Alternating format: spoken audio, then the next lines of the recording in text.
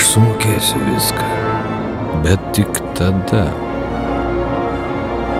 kai teatras išnyks nuo žemės paviršiaus.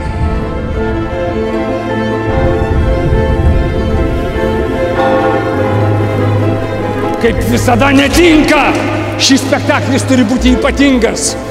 Jis pakeis dešinierankijos istoriją. Būti kairiarankiu ne nuodėmė ir ne priežastis, neapykantai.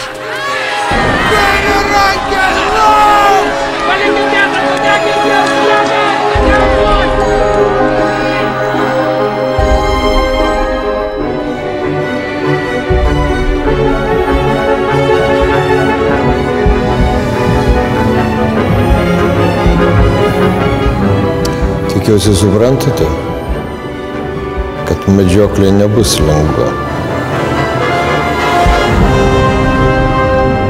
Pone Hadai, jeigu abejojote, nereikėjo mane samdyti. Nežaiskite su ugnimi. Jei šiandien mirčiau laiminga. Bet tik ryto.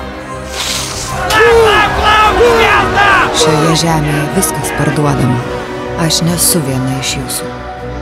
Ir niekada nebūsiu.